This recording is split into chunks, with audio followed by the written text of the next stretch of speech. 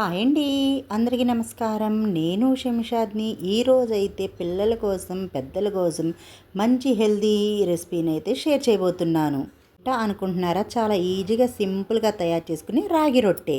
ముందుగా ఒక mixing bowl తీసుకొని 2 కప్పుల దాకా రాగి పిండిని తీసుకోండి.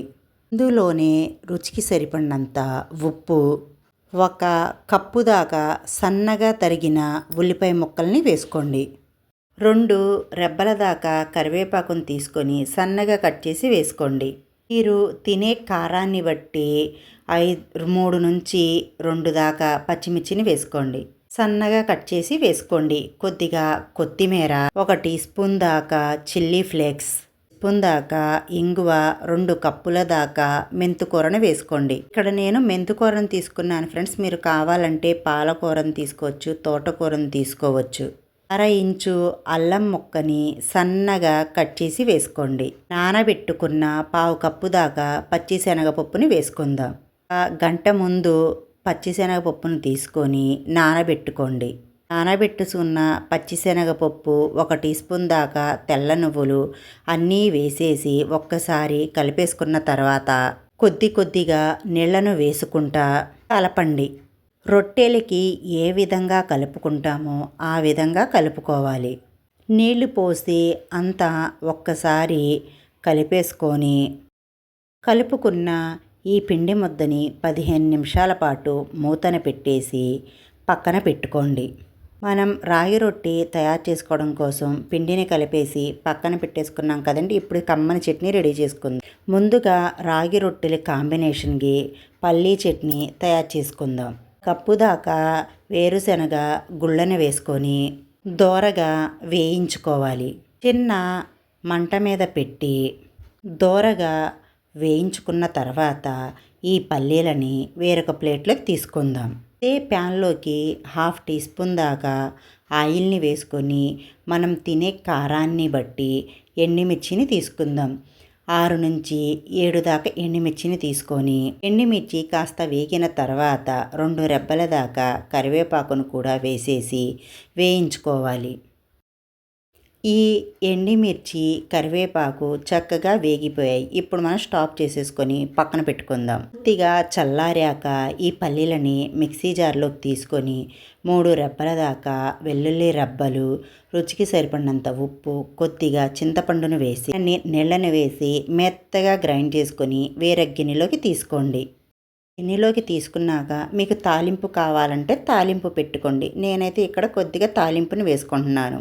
1 టేబుల్ స్పూన్ దాకా ఆయిల్లో ఆవాలు, జీలకర్ర, ఎండుమిర్చి, కొద్దిగా కరివేపాకు వేసి తాలింపు పెట్టుకొని తాలింపు వేగిన తర్వాత ఈ పచ్చడి వేసి కలిపేసుకోండి. రొట్టెల్లో కావాల్సిన పచ్చడి రెడీ అయిపోయింది కదా ఫ్రెండ్స్. పచ్చడిని పక్కన పెట్టేసి ఇప్పుడు మనం రాగి రొట్టెల్ని తయారు చేసుకుందాం.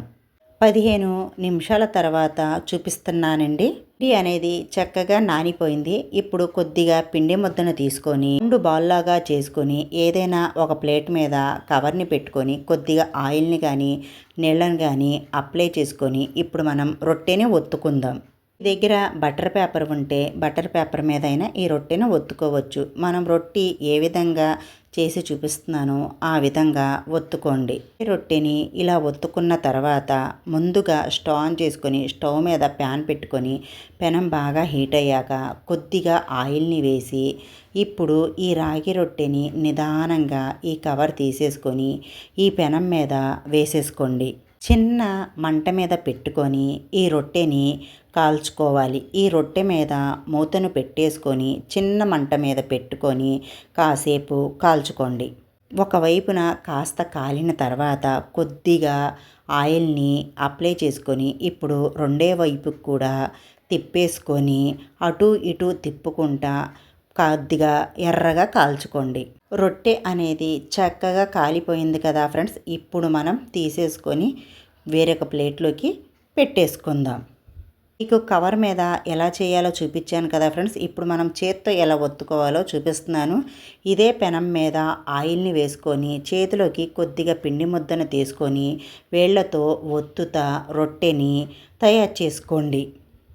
ఇలా చేతితో అంతా ఒత్తేసుకున్న తర్వాత మూతను పెట్టేసుకొని చిన్న మంట మీద పెట్టుకొని ఈ రొట్టెను కాల్చుకుందాం.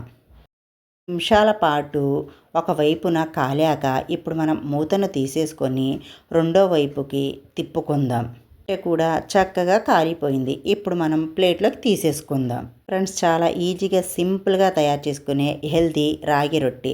దీనికి కాంబినేషన్గా పల్లీ చట్నీ. మీకు కనుక వీడియో నచ్చినట్టయితే లైక్ చేయండి, మీ ఫ్యామిలీ ఫ్రెండ్స్కి షేర్ చేయండి, మీ ఇంట్లో ట్రై చేసి కామెంట్ చేయండి. ఇలాంటి మంచి మంచి రెసిపీ వీడియోస్ కోసం మా ఛానల్ని సబ్స్క్రైబ్ చేసుకోండి. పక్కనున్న గంట సింబల్ని యాక్టివేట్ చేసుకోండి.